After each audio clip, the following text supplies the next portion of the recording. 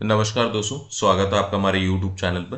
दोस्तों, आज के इस वीडियो के अंदर हम एक ऐसे बेस्ट हेल्थ इंश्योरेंस प्लान्स के बारे में देखने वाले हैं कि अगर आप जब भी कोई भी हेल्थ इंश्योरेंस प्लान्स लेते हैं तो उसके अंदर कौन कौन से ऐसे एडिशनल फीचर्स होने चाहिए जिसके वजह से जब भी आप या आपके फैमिली मेम्बर्स हॉस्पिटलाइज हो तो वहां पर आपको ऊपरी बर्डन ना पड़े, क्योंकि एक हेल्थ इंश्योरेंस के अंदर ये सारे फीचर्स होना बहुत ज़्यादा जरूरी हैं। और जब भी आप किसी हेल्थ इंश्योरेंस पॉलिसी को परचेज कर रहे हैं तो वहां पर आपको उस हेल्थ इंश्योरेंस में क्या क्या चीज़ें देखनी चाहिए कि यह इस प्लान के अंदर क्या ये सारे बेनिफिट्स हैं या नहीं।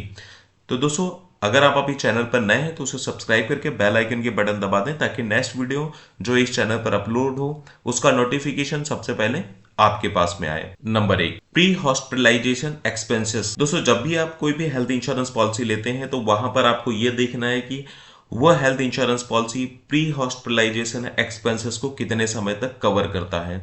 कुछ कंपनियों के अंदर ये 30 डेज का होता है, किसी में 60 डेज के लिए होता है, कुछ में 90 डेज का भी होता है। तो आपको देखना है कि जितने ज़्यादा समय तक के लिए अगर आपका प्री हॉस्पिटलाइजेशन एक्सपेंसेस को कवर कर रहा है वह आपके लिए ज़्यादा बेस्ट है। यानी कि जब आप किसी ट्रीटमेंट के लिए हॉस्पिटल में एडमिट होते हैं उसके पहले जो आपका प्रिकॉशन चला हुआ है, उसके पहले के बिल्स जो आपके हैं वो कितने समय तक के लिए वो कवर कर रहे हैं। उसके बाद आता है पोस्ट हॉस्पिटलाइजेशन एक्सपेंसेस।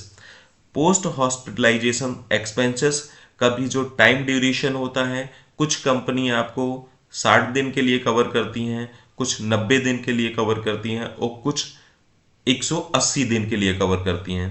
तो हमें ये देखना है कि जो 180 डेज के लिए कवर कर रही हो कंपनी वह आपके लिए बेस्ट है।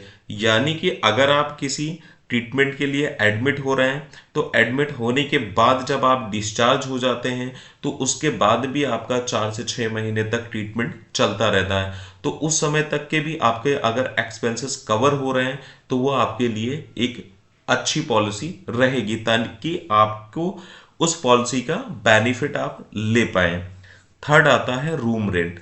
दोस्तों, जब भी आप किसी भी इंश्योरेंस पॉलिसी को परचेस करते हैं तो वहां पर आपको ये देखना है कि उस पॉलिसी में कोई ऐसी कैपिंग तो नहीं है रूम रेंट का, क्योंकि अगर अलग अलग कंपनीज के अलग अलग पॉलिसीज में अगर आप देखेंगे तो वहां पर आपको कुछ का बेस सम इंश्योर्ड का 10% या 20% या फिर एसी रूम या सुपर डिलक्स रूम या जनरल वार्ड, इस तरीके से अलग अलग रूम रेंट की कैपिंग होती हैं। तो हमें यह देखना है कि जिस पॉलिसी के अंदर नो लिमिट हो रूम रेंट की ऐसी पॉलिसी को परचेस करना है, क्योंकि ज़्यादातर जो भी आपके एक्सपेंसेस होते हैं वो हॉस्पिटल के रूम रेंट के अकॉर्डिंग ही बनते हैं। जिस तरीके के आपके रूम्स होंगे उनके चार्जेस होंगे उसी हिसाब से वहाँ पर डॉक्टर की फीस होगी, नर्स की फीस होगी और अदर दिन उसके जो एक्सपेंसेस होते हैं वो उसी के ऊपर डिपेंड करते हैं। फोर्थ होता है रोड एम्बुलेंस।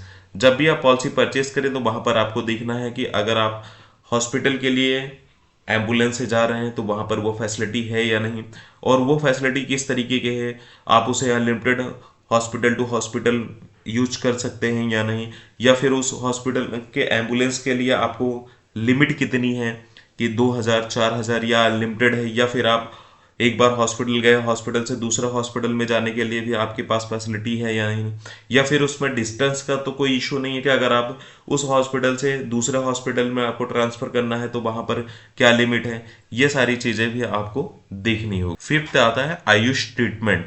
दोस्तों, अभी जो आयुष ट्रीटमेंट्स अलग अलग तरीके के होते हैं उसमें कोई लिमिट तो नहीं है, कितने परसेंट तक आप उसे यूज कर सकते हैं, किन किन तरीके के आयुष ट्रीटमेंट्स उसके अंदर कवर हैं, ये भी आपको देखना होगा। दोस्तों, 6 होता है एनुअल हेल्थ चेकअप। जब भी आप कोई पॉलिसी परचेस करते हैं तो वहां पर आपको एक एनुअल हेल्थ चेकअप फ्री मिलता है। अब वहां पर आपको ये देखना होगा कि कितने परसेंट तक का आपका एनुअल हेल्थ चेकअप मिल रहा है, क्योंकि किसी के अंदर सम इंश्योर्ड बेस के हिसाब से 500 रुपये या फिर 2000 रुपये, 5000 रुपये या लिमिटेड एनुअल हेल्थ चेकअप के अंदर सारी चीज़ें कवर्स हो करके वो कर रहे हैं, या फिर कौन कौन सी चीज़ों का वो हेल्थ चेकअप करेंगे वो सारी चीज़ें वहाँ पर बताई जाती हैं। तो इसे भी आपको देखना होगा। 7 आता है को पेमेंट। जब भी आप कोई पॉलिसी परचेज करते हैं तो वहां पर आपको ये देखना है कि उस पॉलिसी के अंदर कोई को पेमेंट का ऑप्शन तो नहीं है। को पेमेंट का मतलब होता है कि वहां पर पहले ही डिसाइडेड रहता है कि जो भी आपका बिल बनेगा, अगर 10% का को पेमेंट है तो 10% आपको देना है, बाकी का 90% इंश्योरेंस कंपनी दे रही है, या 20% आपको पे करना है, ओवरऑल बिल के ऊपर 80% आपको इंश्योरेंस कंपनी देगी। तो कोशिश करें कि ऐसे कोई को पेमेंट वाली पॉलिसी आप ना लें, विदाउट को पेमेंट का ऑप्शन होना चाहिए। 8वें नंबर पर आता है वेटिंग पीरियड। दोस्तों, अगर आप कोई भी पॉलिसी लेते हैं तो वहां पर वेटिंग पीरियड का ऑप्शन होता है, कौन कौन सी बीमारियां हैं, कितने समय बाद वो कवर करेंगे। कुछ इनिशियल वेटिंग पीरियड होता है, प्री इलनेस बीमारियों का वेटिंग पीरियड होता है, कुछ एग्जिस्टिंग बीमारियों का वेटिंग पीरियड होता है। तो वो आपको देखना होगा कि कितने कम समय का वेटिंग पीरियड हो और कौन कौन से बीमारियों को कितनी जल्दी वो कवर कर रहे हैं, प्री एग्जिस्टिंग बीमारी को कितने समय के लिए कवर कर रहे हैं। तो ये चीजें आपको देखनी होगी। रीस्टोरेशन बेनिफिट, सबसे मेन पॉइंट होता है रीस्टोरेशन बेनिफिट, यानी कि आपने कोई भी एक हेल्थ इंश्योरेंस का प्लान लिया है और उसके बाद में अगर आपको सेम पर्सन सेम इलनेस के लिए वापस रिक्वायरमेंट पड़ रहा है तो आपका वो प्लान कितनी बार रीस्टोरेशन होता है, अनलिमिटेड रीस्टोरेशन फीचर्स हैं या नहीं, सेम पर्सन सेम इलनेस के लिए है या नहीं। क्योंकि कुछ कंपनियां सेम पर्सन सेम इलनेस के लिए आपको रीस्टोरेशन का बेनिफिट देती हैं, कुछ के अंदर है कि रीस्टोरेशन बेनिफिट देंगे लेकिन सेम पर्सन सेम इलनेस के लिए नहीं होगा, उसके लिए दूसरे अगर बीमारी है उसके ट्रीटमेंट के लिए वो कर सकते हैं। दोस्तों, इसके बाद आता है बोनस। बोनस का भी काफी ज्यादा महत्व होता है हेल्थ इंश्योरेंस पॉलिसी के अंदर, यानी कि अगर आपने कोई भी हेल्थ इंश्योरेंस पॉलिसी ली है और उस समय आपको 1 साल के अंदर कोई भी क्लेम नहीं लिया है तो आपका जो बोनस बेनिफिट है वो किस तरीके से बढ़ेगा। कुछ कंपनियां हैं आपको 50% बोनस दे रही हैं, कुछ है 20%, किसी के यहाँ पे 10%। इस तरीके से वो बोनस आपका बढ़ता जाएगा। अगर किसी के यहाँ पे 50% का बोनस है और आपके पास में बेस सम इंश्योर्ड 5 लाख रुपए का है तो आपको 2.5 लाख रुपए का और सम इंश्योर्ड मिल जाता है, यानी कि आपकी पॉलिसी सेकेंड ईयर में 7.5 लाख रुपए की हो जाती है। वही बोनस के जो बेनिफिट है कुछ कंपनियों में 10% का इंक्रीज करते हैं। अब 5 लाख रुपए की अगर पॉलिसी है तो वहां पर आपको 10% का ही बोनस फीचर्स मिलेगा। तो इस तरीके से अलग अलग कंपनी के अलग अलग बोनस का ऑप्शन होता है, तो वो आपको देखना है कि किस तरीके से वो बोनस इंक्रीज होगा और किस तरीके से वो अगर आप क्लेम ले लेते हैं तो वो डिक्रीज होगा। दोस्तों, 11 नंबर पे है ऑर्गन डोनर। ऑर्गन डोनर का भी खास बेनिफिट होता है और इसके अंदर भी कुछ कंपनियों के अंदर कुछ लिमिट होती है कि आपके बेस सम इंश्योर्ड के अकॉर्डिंग आपको 10% तक ही उसके अंदर मिलेगा, या फिर 1 लाख रुपए तक का आपको ऑर्गन डोनर का बेनिफिट ले सकते हैं। कुछ में रहेगा कि आप अनलिमिटेड कोई भी आपका आ रहा है ट्रीटमेंट तो उसमें कितना भी खर्चा हो वो आपको कवर करके देंगे। तो यहाँ पर अगर ऐसी पॉलिसी ले रहे हैं तो देखेंगे कि आपको कोई भी ऑर्गन डोनर के अंदर लिमिट तो नहीं है। इसके बाद है हॉस्पिटल नेटवर्क। दोस्तों, आपको ये देखना है कि आपका जिस इंश्योरेंस कंपनी से पॉलिसी ले रहे हैं हॉस्पिटल नेटवर्क कितना बड़ा है, क्योंकि अगर जितने बड़े हॉस्पिटल नेटवर्क होगा वहां पर तो आपको कैशलेस हेल्थ इंश्योरेंस में ट्रीटमेंट कराने में प्रॉब्लम नहीं आएगी।